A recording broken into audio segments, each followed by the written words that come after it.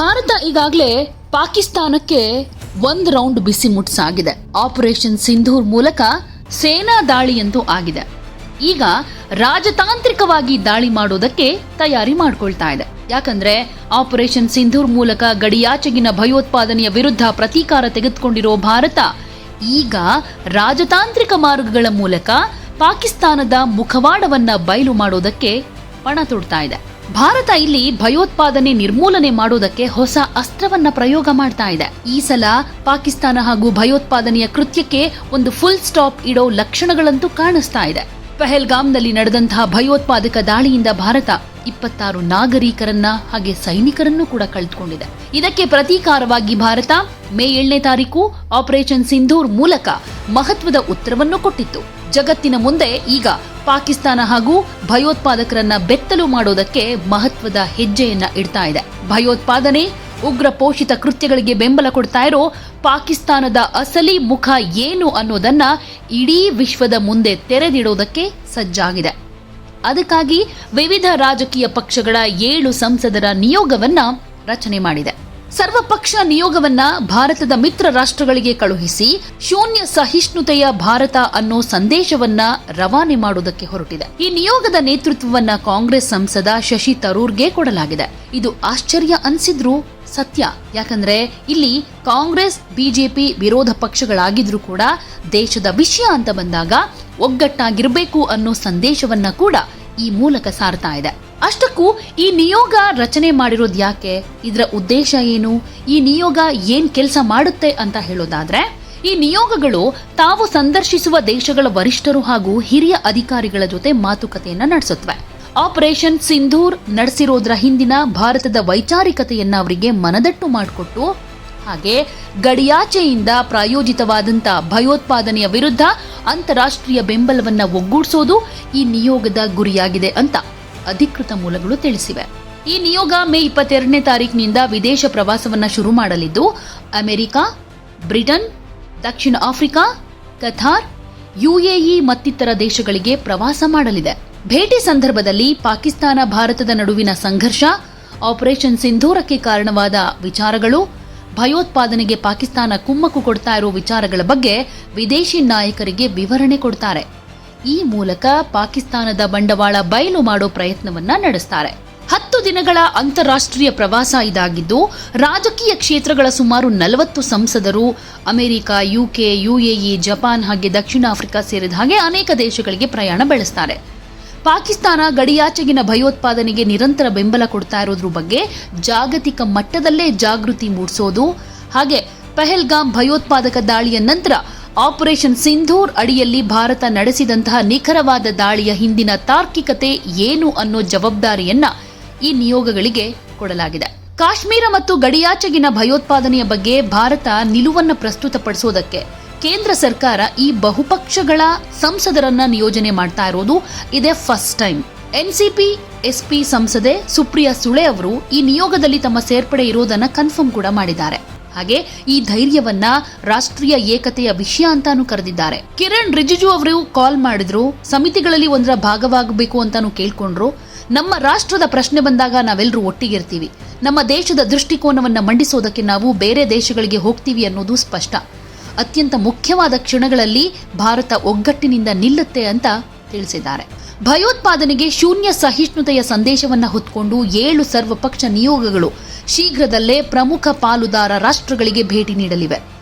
ರಾಜಕೀಯವನ್ನು ಮೀರಿ ಭಿನ್ನಾಭಿಪ್ರಾಯಗಳನ್ನು ಕೂಡ ಮೀರಿ ರಾಷ್ಟ್ರೀಯ ಏಕತೆಯ ಪ್ರಬಲ ಪ್ರತಿಬಿಂಬವಾಗಿ ಹೆಜ್ಜೆ ಇಡ್ತಾರೆ. ಈ ನಿಯೋಗ 7 ತಂಡಗಳಾಗಿ 32 ದೇಶಗಳಿಗೆ ಹಾಗೆ ಬ್ರಸೆಲ್ಸ್ನಲ್ಲಿರೋ EU ಪ್ರಧಾನ ಕಚೇರಿಗೆ ಭೇಟಿ ಕೊಡುತ್ತೆ. ಭಯೋತ್ಪಾದನೆಯನ್ನ ನಿಭಾಯಿಸೋ ಭಾರತದ ಸಂಕಲ್ಪವನ್ನ ವ್ಯಕ್ತಪಡಿಸೋದು ಈ ರಾಜತಾಂತ್ರಿಕ ಸಂಪರ್ಕ ಕಾರ್ಯಾಚರಣೆಯ ಪ್ರಮುಖ ಉದ್ದೇಶ. ಭಾರತ ಸರ್ಕಾರ ರಾಷ್ಟ್ರೀಯ ಭದ್ರತಾ ವಿಷಯದಲ್ಲಿ ಅಪರೂಪದ ಹೆಜ್ಜೆಯಾಗಿ ಎಲ್ಲಾ ಪಕ್ಷಗಳನ್ನ ಒಟ್ಟುಗೂಡಿಸಿದೆ. 7 ನಿಯೋಗಗಳ ನಾಯಕರಾಗಿ ಕಾಂಗ್ರೆಸ್ನ ಶಶಿ ತರೂರ್, ಬಿಜೆಪಿಯ ರವಿಶಂಕರ್ ಪ್ರಸಾದ್, ಜೆಡಿಯುನ ಸಂಜಯ್ ಕುಮಾರ್ ಝಾ, ಬಿಜೆಪಿಯ ಬೈಜಯಂತ್ ವಾಂಡಾ, ಡಿಎಂಕೆಯ ಕನಿಮೋಳಿ ಕರುಣಾನಿಧಿ, ಎನ್ಸಿಪಿಯ ಸುಪ್ರಿಯಾ ಸುಳೆ, ಶಿವಸೇನೆಯ ಶ್ರೀಕಾಂತ್ ಏಕನಾಥ್ ಶಿಂಧೆ ಕಾರ್ಯನಿರ್ವಹಿಸಲಿದ್ದಾರೆ. ಆದರೆ ಇಲ್ಲಿ ಈ ವಿಚಾರದಲ್ಲೂ ಒಂದಷ್ಟು ವಿವಾದದ ಕಿಡಿಯನ್ನ ಹೊತ್ತಿಸ್ತಾ ಇದೆ ಕಾಂಗ್ರೆಸ್. ಅದೇನಂದ್ರೆ, ಲೋಕಸಭೆಯ ವಿಪಕ್ಷಗಳ ನಾಯಕ ರಾಹುಲ್ ಗಾಂಧಿ ಅವರು 4 ಮಂದಿ ಸಂಸದರ ಹೆಸರನ್ನ ಸೂಚಿಸಿದ್ರು. ಇದರಲ್ಲಿ ಆನಂದ್ ಶರ್ಮಾ, ಗೌರವ್ ಗೊಗೊಯ್, ರಾಜಾ ಬ್ರಾರ್ ಹಾಗೆ ರಾಜ್ಯಸಭೆಯ ಸಂಸದ ಡಾಕ್ಟರ್ ಸೈಯದ್ ನಾಸೀರ್ ಹುಸೇನ್ ಸೇರಿದ್ರು. ಇವರಲ್ಲಿ ಆನಂದ್ ಶರ್ಮಾ ಅವರು ಮಾತ್ರ ನಿಯೋಗದ ಸದಸ್ಯರ ಪಟ್ಟಿಯಲ್ಲಿ ಸ್ಥಾನ ಪಡೆದುಕೊಂಡ್ರು. ಉಳಿದಂತೆ ಕಾಂಗ್ರೆಸ್ನ ಶಶಿ ತರೂರ್ ಜೊತೆಗೆ ಮನೀಶ್ ತಿವಾರಿ, ಅರ್ಮ್ ಸಿಂಗ್ ಹಾಗೆ ಸಲ್ಮಾನ್ ಖುರ್ಷಿದ್ ಅವರು ಕೂಡ ನಿಯೋಗದ ಭಾಗ ಆಗಿದ್ದಾರೆ. 7 ನಿಯೋಗವು ತಲಾ ಒಬ್ಬ ಮುಸ್ಲಿಂ ಸದಸ್ಯರನ್ನ ಒಳಗೊಂಡಿದೆ. ಸಂಸತ್ ಸದಸ್ಯರಲ್ಲದ ಮಾಜಿ ಕೇಂದ್ರ ಸಚಿವರಾದ ಗುಲಾಂ ನಬಿ ಆಜಾದ್, ಎಂಕೆ ಅಕ್ಬರ್, ಆನಂದ್ ಶರ್ಮಾ, ಬಿ ಮುರಳೀಧರನ್ ಖುರ್ಷಿದ್ ಹಾಗೆ ಎಸ್ ಅಹ್ಲುವಾಲಿಯಾ ಕೂಡ ಈ ನಿಯೋಗದಲ್ಲಿದ್ದಾರೆ. ಅಭೂತಪೂರ್ವ ರಾಜತಾಂತ್ರಿಕ ಸಂಪರ್ಕದ ಭಾಗವಾಗಿ ರಚನೆಯಾಗಿರುವ ಈ ನಿಯೋಗದಲ್ಲಿ ಸರ್ವ ಪಕ್ಷಗಳ 7 ಸಂಸದರು, ಮಾಜಿ ಮಂತ್ರಿಗಳು, ರಾಜಕಾರಣಿಗಳು ಸೇರಿ ಒಟ್ಟು 51 ನಾಯಕರು ಇದ್ದಾರೆ.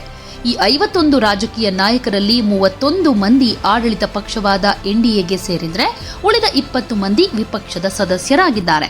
ನಾನು ಮೊದಲೇ ಹೇಳಿದ ಹಾಗೆ ಈ ವಿಚಾರದಲ್ಲಿ ಒಂದಷ್ಟು ವಿವಾದ ಯಾಕೆ ಶುರುವಾಗ್ತಾ ಇದೆ, ಅದು ಕಾಂಗ್ರೆಸ್ ಕಡೆಯಿಂದ ಅಂತ ಹೇಳೋದಾದ್ರೆ, ಸಂಸದೀಯ ವ್ಯವಹಾರ ಖಾತೆಯ ಸಚಿವರಾಗಿರೋ ಕಿರಣ್ ರಿಜಿಜು ಅವರು ಎಐಸಿಸಿ ಅಧ್ಯಕ್ಷರಾದ ಮಲ್ಲಿಕಾರ್ಜುನ ಖರ್ಗೆ ಅವರ ಬಳಿ ಮಾತನಾಡಿ ವಿದೇಶಕ್ಕೆ ಹೋಗೋ ನಿಯೋಗಕ್ಕೆ 4 ಹೆಸರನ್ನ ಸೂಚಿಸಬೇಕು ಅಂತ ಕೇಳ್ಕೊಂಡಿದ್ರು. ಅದರಂತೆ 4 ನಮ್ಮ ನಾಯಕರ ಹೆಸರನ್ನ ಕಳಿಸ್ಕೊಟ್ಟಿದ್ವಿ. ಅದರಂತೆ 4 ಹೆಸರನ್ನ ಕಾಂಗ್ರೆಸ್ ಸೂಚಿಸಿತ್ತು. ಅದರಲ್ಲಿ ಸೈಯದ್ ನಾಸೀರ್ ಹುಸೇನ್, ಗೌರವ್ ಗೊಗೊಯ್, ಆನಂದ್ ಶರ್ಮಾ ಹಾಗೆ ರಾಜಾ ಬ್ರಾರ್ ಇದ್ರು. ಆದ್ರೆ ಕೇಂದ್ರ ಸರ್ಕಾರ ಅದನ್ನ ಕನ್ಸಿಡರ್ ಮಾಡದೆ ತಮಗೆ ಬೇಕಾದ ಹೆಸರನ್ನ ಅವರೇ ಆಯ್ಕೆ ಮಾಡಿದ್ದಾರೆ ಅನ್ನೋ ವಿಚಾರವನ್ನ ಈಗ ಕಾಂಗ್ರೆಸ್ ಮುನ್ನೆಲೆಗೆ ತರ್ತಾ ಇದೆ.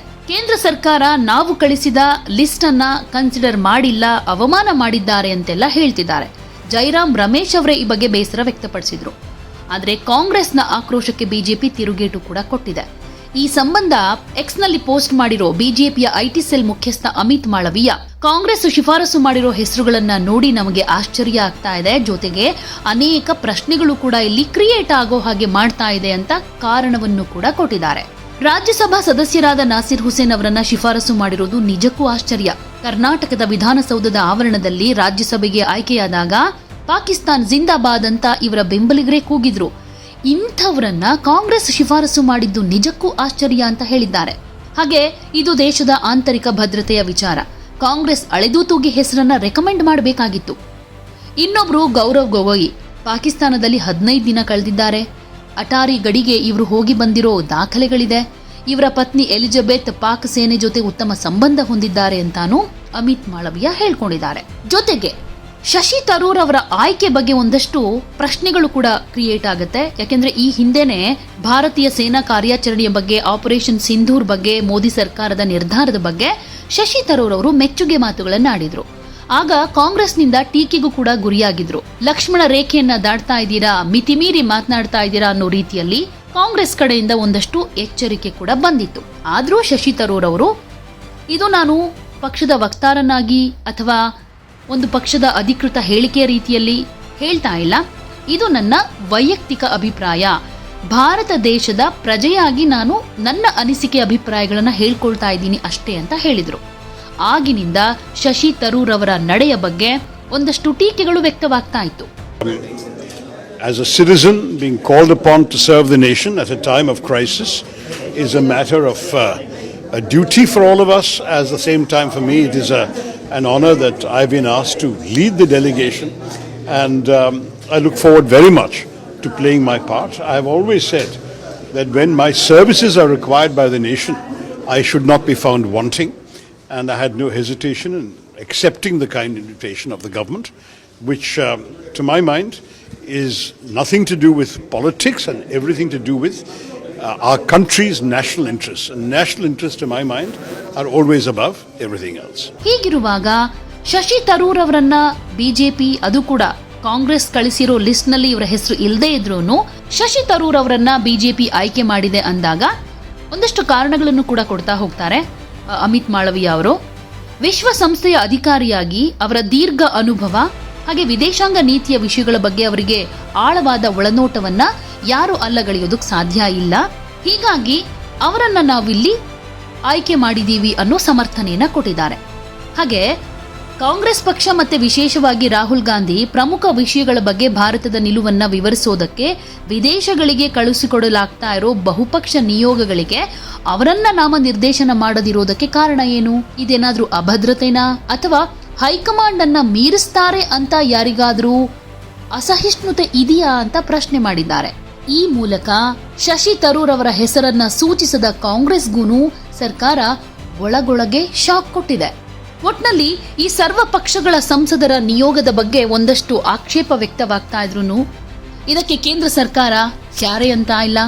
ಕಾಂಗ್ರೆಸ್ ಮಾತ್ರ ಒಂದಷ್ಟು ಆರೋಪಗಳನ್ನ ಮಾಡ್ತಾ ಆಕ್ಷೇಪ ವ್ಯಕ್ತಪಡಿಸ್ತಾ ಇದೆ.